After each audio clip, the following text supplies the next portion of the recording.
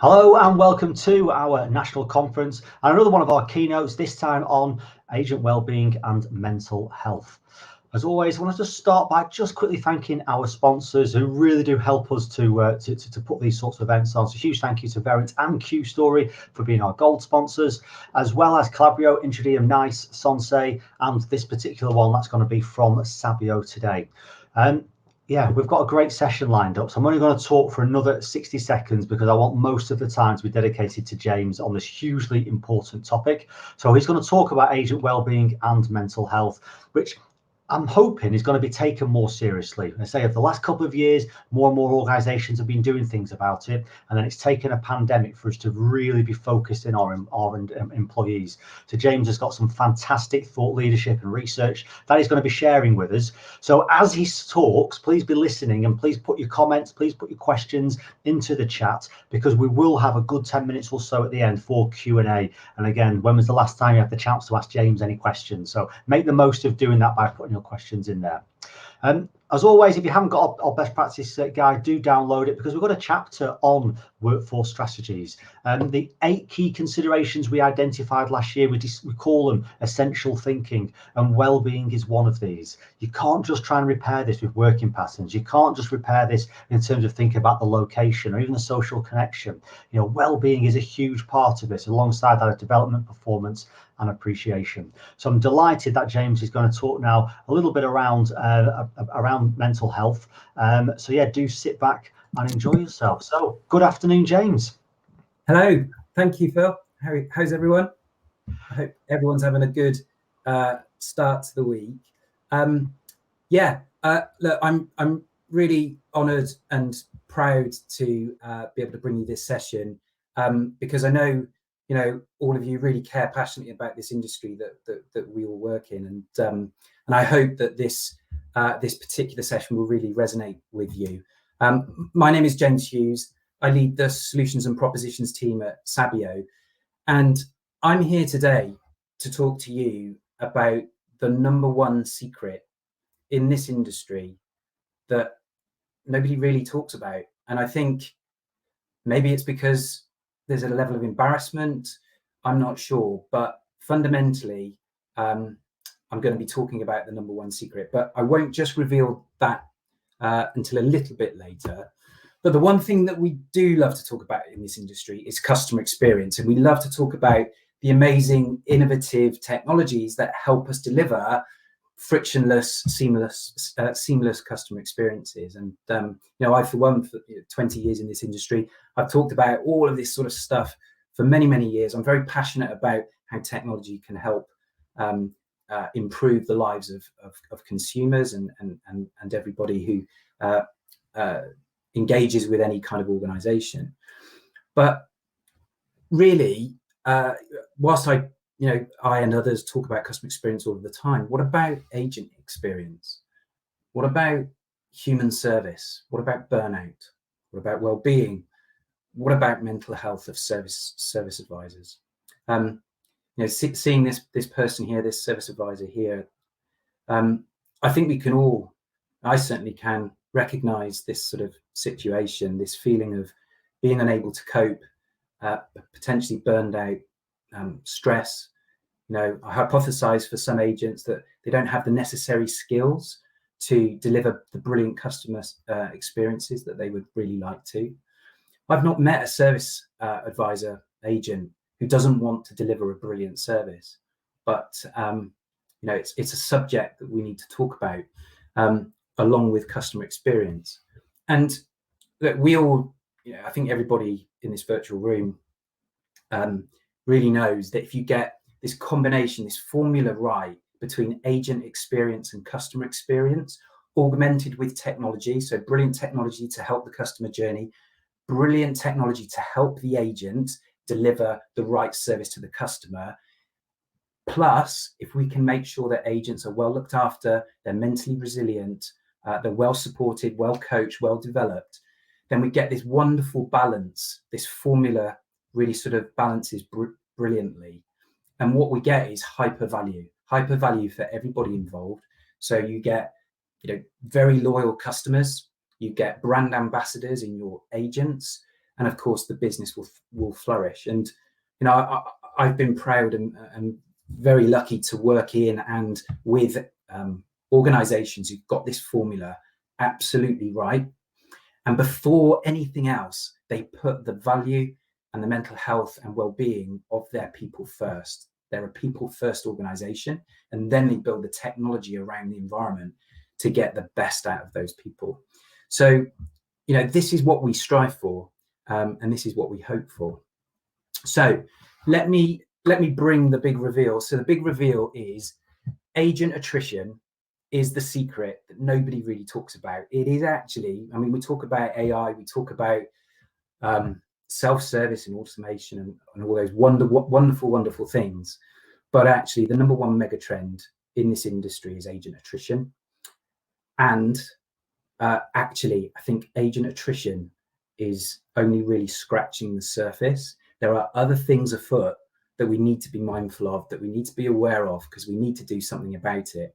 And fundamentally, if we do not do something about it, then it's only going to get worse. So I think it's time to really start caring for our service advisors. We should care for everybody and our fellow people and colleagues at work. But I think agents are in a particular situation right now. So we talked about agent attrition. I think it's important just to understand the actual problem. So it is the number one megatrend in this industry. Agent attrition levels have been over 15% for some time in the UK.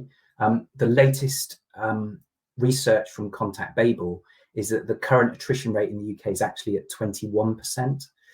That's just, you know, I just find that absolutely staggering. And in some countries across Europe, it's as high as 30%. But and research also tells us that it costs somewhere between £8,000 and £12,000 to replace a service advisor and agent when they leave the business. So, you know, if you look at maybe a typical 500-seat contact center, they're spending, you know, circa 1 million a year just to stand still. I mean, that is just mind-blowing. And for me, I think, you know, we need to do something about that. Interestingly, though, agent attrition is quite obvious. We know the stats, we can see it. Contact Babel, we've got other research organizations who deliver this these statistics. So it's quite obvious to see the problem of attrition. But what about absenteeism? So I think we understand the symptoms of absence in the contact center industry. So headaches, you know, bad tummy, migraine, backache, those sorts of things. But do we really understand the root cause? I would hypothesize that a lot of absence is actually due to not being able to cope, you know, stress, mental health. And I think that needs looking at and addressing. But I think attrition and absenteeism is, you know, only secondary to what I think is the biggest problem that we actually face, which is presenteeism. I would make a bet with you right now that there are tens of thousands of agents all over the world handling customer interactions right now, but fundamentally, they're nothing more than a zombie in a chair. They're a shell of themselves. They are not able to cope. And if their mental health is hurting them, then how could they possibly care for the customer? So I think, and presenteeism, unfortunately, is very, very hard to understand. It's a really hard thing to actually report on, capture, and understand. Attrition, easy to understand. Absenteeism, yeah, we get the symptoms. Do we really understand the root cause? But presenteeism, I think really we have no understanding of how bad that actually is in our contact centers in today's world. For me, I want to make a change. I'm pretty sure you can tell I'm quite passionate about this subject. Sabio, it's part of our core values. We want to make a change. We want to make a difference. I think there are so many people suffering in silence right now that we can do something about it. And I think brands, organizations can really lead, step into the light and really stand up for our people and our employees who may be really struggling. So let us just take a look at some of what I think are very current service advisor challenges that we face today. I actually think that our service advisors, our agents, are on the precipice of the largest fundamental change in this industry that we've ever had, because hyper automation, self-service initiatives are reducing the number of simple tasks that agents would ordinarily handle in their day-to-day role. So if the simple tasks are being taken away from the service advisor, we can conclude that interactions that are being delivered to agents, web chats, calls, emails, those sorts of things, are of a more complex and potentially more emotional nature, and typically of an urgent nature. And that's the sort of 3D effect: complexity, emotional, and urgency. And if you're an agent, a service advisor, handling that all day, every day, I think if I was in that position, I think that would start to take its toll. One of the other things that we're seeing in organizations who are delivering brilliant automation initiatives and self-service initiatives is that the average handling time of customer interactions is increasing significantly. So if you put those two things together, complex interactions, more demanding on the service advisor, plus longer length in time, then I think we can conclude that if we don't do something, that's going to take its toll on our service advisors. And I know everybody talks about the pandemic, but and then there's two sort of lenses on remote working. It can have a boost to mental health, but if you are if you're an agent service advisor and you've been isolating, working from home, maybe you live alone, maybe you don't necessarily have the right desk and tools and environment to be on calls all day. I would suspect that could be quite lonely and quite challenging. So I really think and this is only going to get worse. Organizations are going to automate more, self-service more, tasks are going to become even more complex. So I think we're right there. And then the other problem, I think, and look, I'll talk about myself actually, because it's a good place to start.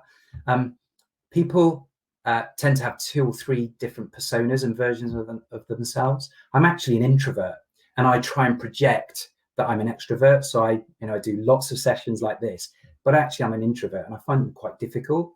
But I like to project to people that they see me as somebody who's comfortable in these situations, and many people who are projecting themselves to be happy people in the workplace or in their own social lives actually are hiding depression and stress and burnout. And we don't, generally we as human beings, we don't like to talk about mental health. And I would definitely say we don't like to talk about mental health with our employers, our managers and our bosses, because, and again, a bit of a fear factor here, the fear of talking about mental health we may think that puts our job security at risk. So again, that link of not talking about mental health is a real problem. Specifically being male, women are far more likely to talk about challenges that they're having around depression, mental health, burnout, stress at work. Women are far more likely to talk about it. And that's why, unfortunately, 3 in 4 suicides are men. So it's a real problem. And again, like I said, I want to make a change. But we live in a complicated world, and we definitely operate in a really complicated industry within a complicated world. So my question is, and I've been asking this question of myself for 3 or 4 years now, how can we change what we don't fully understand? So at Sabio, with the team, we've been doing a lot of research over the last few years. And there's something we can really center ourselves on.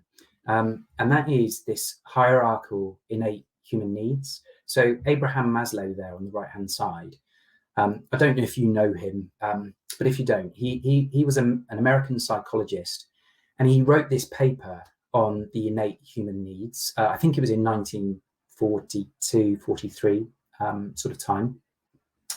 And if we look at this right now, this still forms the fundamental background for psychologists, therapists, for mental health. My daughter's at Exeter University studying psychology, and she is studying this exact hierarchical model by Maslow. And it's interesting when you look at these tiers, because when I first looked at this, you think, well, this applies to my personal life. But, you know, in the Western world particularly, we spend about 35% of our waking life working, either in work in the office or working from home. And therefore, you could hypothesize that all of these tiers are relevant both at work and in your social life. So why shouldn't we use this kind of model to assess our mental well-being in the workplace? And actually, if you look at some of these, so if you come at the bottom level, or I should explain, the higher that you go up this tier, the more likely you are to be thriving as a human. And if you're just at the bottom, if you only experience the sort of physiological needs, then you're basically just about surviving. So the aim of a human through life to be the most well-rounded, best version of your possible self is that you have all of these tiers in your life. Now, I remember, and just bringing this back to the industry that we sort of love and care for, I remember walking contact centers, 15 years ago, and even the basic physiological needs of fresh, cold water weren't available. So in some contact centers, that is. So you can see just from a basic item there that, this model really does apply to our working life. And actually, if you look at love and belonging, sense of connection, intimacy, well, you need that, and you can find that in your workplace. And again, one of the impacts of that tier, the love and belonging tier, is remote working, because you tend to lose that intimacy and sense of connection and those sorts of things. But right at the top of the self-actualization and esteem, respect, status, those are things that you can find in your working careers. The recognition for doing a really, really great job, and then of course the self-actualization, the desire to be the best version of yourself in work or at home. So I think this model from Maslow, I think is really important for the mental health of service advisors, because all of these things apply. So we could use this model in the contact center industry to really help steer and surface data to help us understand where organizations are, where people within those organizations are. And so that's what we've been doing, and I've been working on for some time in Sabio now, is really putting agent well-being and surfacing the data around agents and service advisors at the heart of what we do, so we can make better data-led decisions around technology and coaching and learning and development of our people so that they're mentally resilient. And using that Maslow theory and a data science model behind it, we can use data from the contact center platforms, the Genesis, the Avaya, Twilios, the workforce management platforms, Variant, Nice, Calabrio. You can use that data to surface amazing information that can give us great indicators of agent well-being. So that's what we've been doing, and what that allows us to do is really start to organize that data in 4 key areas that we can use to act upon, and creating that sort of feedback loop. So we've got pressures, emotions, boosts, and behaviors. So I won't go into all of them, but boosts, I'll just give you an example from me. Sometimes the small things really matter, and a small thing can deliver a really big boost to your mental well-being. So when my manager puts his hand on my shoulder and says, "James, what a brilliant job you've done today," that's a great boost for me, and that really works for me. Now, that's not to say that constructive criticism can't also be a boost. So again, when my manager puts his hand on my shoulder and says, "I think we did a really good job today, James, but next time, if you added these 3 things, I think you could do even better."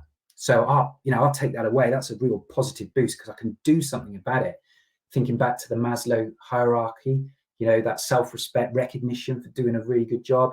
I can use constructive criticism as a boost to then push me forwards and be the better version of myself. And then again, if you think of the sort of 360 that creates, I then go and do it using the constructive feedback. And then my boss puts his hand on my shoulder again and says, told you that would work. You did, that was amazing. And you incorporated what I asked, and, look at the benefits that it delivered. So boost is a really important area. And again, small things really, really matter. Behaviors is interesting because behavior isn't just about the people, it's about the exec and the leadership and how organizations are run from top down, and not looking after people as a tick box exercise, but taking the responsibility to really do it properly. So again, surfacing this data really helps us ultimately empower the agent to be the best version of themselves to deliver brilliant customer experiences. So that's what we've been focusing on, and that really does help organizations understand their digital culture. Harnessing that power of data, we have a phrase in Sabio, inform to transform. Use the data first, then make decisions based on that data that are going to deliver brilliant outcomes. That's what we really focus on. So again, a really good and interesting approach to the platform. Now, research also suggests that people who are suffering with stress and burnout in their roles actually benefit really well from self-help.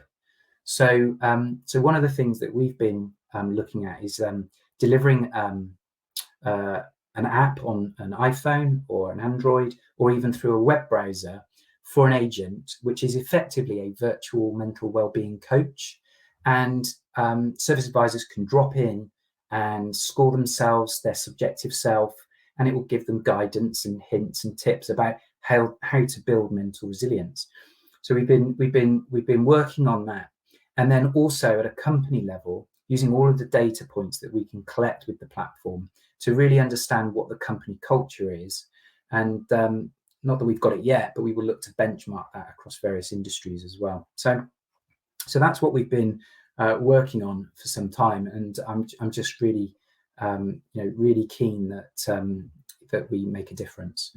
One of the interesting things is that we have we've built, or we work with a specialist organization with a data science model called People Matter, and we're working on how we can predict burnout for service advisors.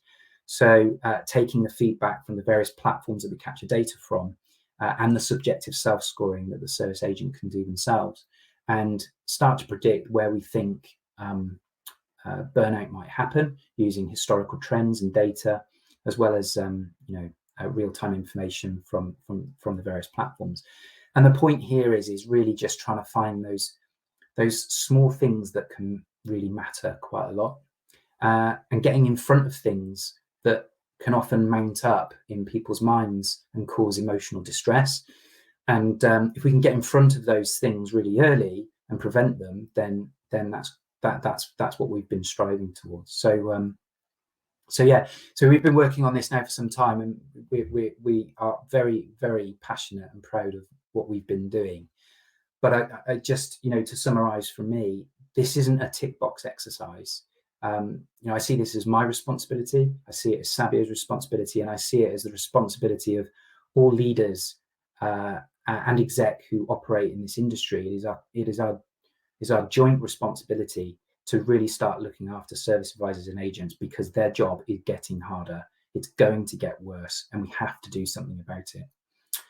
So that concludes my slides. I just want to open up the floor really for any questions that we might have. That's been superb. Thank you so much, James. Really, really enjoyed that. I think there's a number of things that stood out to me. I think I love that starting formula around agent experience and customer experience, how we do need to look at those things together. And you absolutely hit the nail on the head about presenteeism. Because we can't track it, we don't really know, so we just sort of forget about it. Let's track all these other things that we can do. Just because the data's there doesn't mean you need to use it. And yeah, it was great to hear that bit at the end there about trying to self-help people, because actually what people want overall is autonomy. giving people the choice, the certainty, the control, in turn can just remove those anxieties and some of these challenges and issues that sometimes aren't even there, but can really weigh people down. So yeah, really enjoyed that. We have got a few questions coming in here. I'm going to start off with one which feels like an appropriate starting off question. So how does an organization start? What is recommended first steps in understanding the problem? Yeah. Okay. Good question. I'm just getting some echo there. Not sure where that's coming from. There we go. That's better. So I think I used the phrase inform to transform, and I think in this particular area, I think that that's probably more important than any other inform to transform decision. I think service advisors are the people in the know. They really understand what's going on, not just what customers need in terms of the customer experience. They know that better than anybody else because they deal with it all day, every day. But they know what they need to do a job. And I'm talking about tools to do the job, but also support, coaching, and development.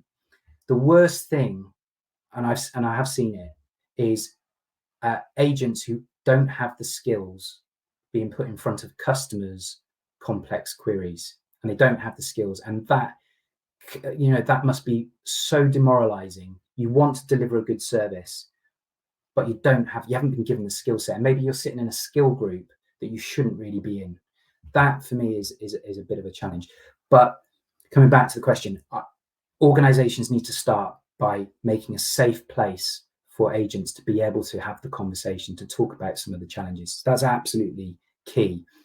The other thing is, and I mentioned and touched on it a couple of times through the presentation, there are data sources within a contact center organization that actually tell us where the problems are. They tell us what we need to do. So we've got, core ACD data, we've got workforce management data, we've got HR system data on attrition, absence, sickness, those sorts of things. We've got the subjective self tool that we were talking about here, where agents can score themselves. We can collect that information, understand how people are feeling in the moment or in a point in time, and we can correlate that with things that are going on within the business or within the wider industry. And then we can also use things like Office 365 information, so diaries, emails, the number of IMs and chats that they get, or from the omni-channel platform, the number of interactions that they're handling at any one time. And you could use all of that as a starting point, but instead of looking at it to work out SLA adherence and how well they are or aren't performing, use it to work out how well we are supporting them in their role. It's the most perfect data set that you could possibly want for assessing the mental health of our people. So that's where I would start. Great answer. A really good answer. I think it falls in quite nicely for this question. I think you've mentioned a few bits already, but what kind of contact center data is useful for spotting mental health issues? So using, so I'm just thinking of, your typical, Genesis, Avaya, Cisco, Twilio, Amazon platform. Obviously, you've got data like, number of calls, average handling time, talk time, wrap up time, those sorts of things, workforce management data, breaks time, start time, holidays. All of those sorts of data points are the contact center data. I don't think you can use that on its own. You need to use it with subjective self, HR, attrition data, absence data. You need to put it all together. But from a contact center perspective, yeah, it's all the typical ACD data. It's brilliant for this kind of assessment. And just on that point, James, what about capturing more qualitative type of information? Do you think we do enough to survey our people, to give them that sort of open space to be able to write down what they really feel and at different points of the day or different points of the week? So I mean, there's a wealth of voice of the employee type solutions, survey solutions, which obviously are really helpful and great indicators of what's going on. The only thing I would say about voice of the employee is sometimes they're quite specific in terms of the time that they're sent, and agents, people don't reflect on themselves, their subjective self, at one point in time. that's suitable for the organization who sent the survey. I think people, human beings in general, like to reflect in the moment. And that's why I think the subjective self app for the phone, for the web browser, if you're not allowed phones in the contact center, allows the agent to check in with themselves whenever they feel that they need to do so. And that I think that's an important part. But obviously, all voice of the customer, voice of the employee solutions are brilliant. But I think for people and humans with their mental health, I think it's in the moment. That's what's really important. Yeah, definitely. I really agree with that point, James. I think the worst case is the annual survey, isn't it? Doing it once a year, which is going to be reflective of probably the last few moments, last few days. And even then, what can be worse is someone gets asked a question, but actually the person doesn't have all the information to be able to answer that question. So that in its turn can give a very false answer on that.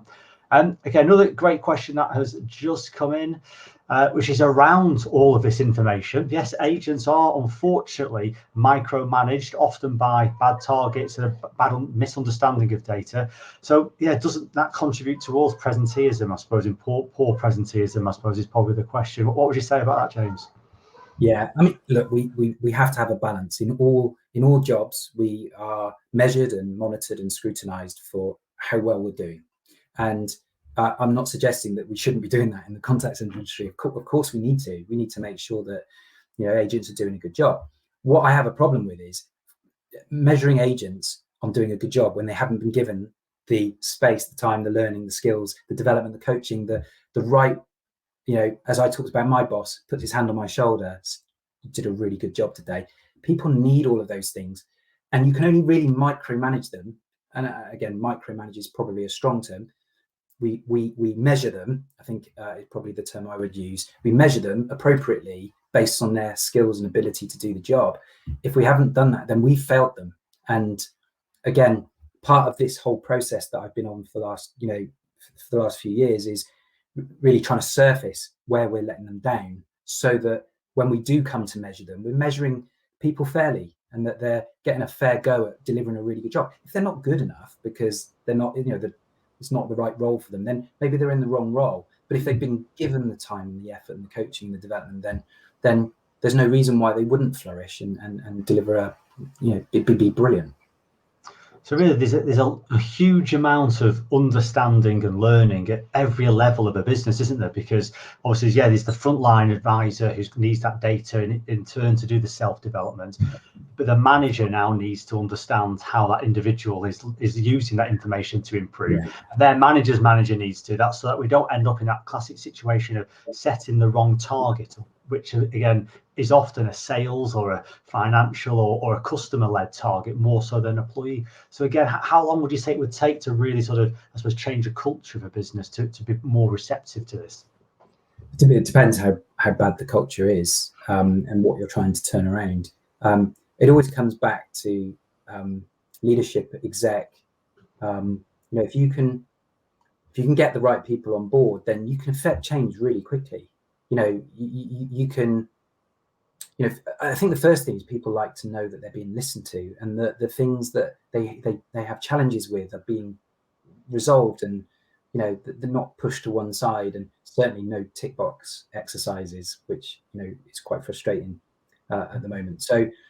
Yeah, and it also links back to that presenteeism as well, because if people, if people are unable to do a good job, then presenteeism isn't a problem. They're going to be brand ambassadors. It's what it is what we should be focusing on for agents, is to make sure that they're brand ambassadors, because if they are, then service is going to be brilliant.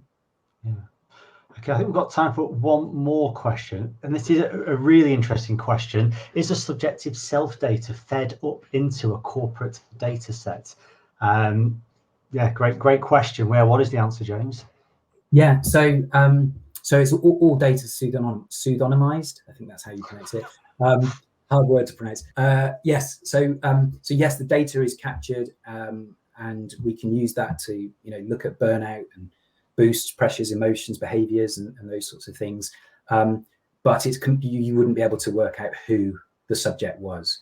The purpose of that is, imagine you've got two business units in a contact center. One business unit is running brilliantly, absolutely amazing.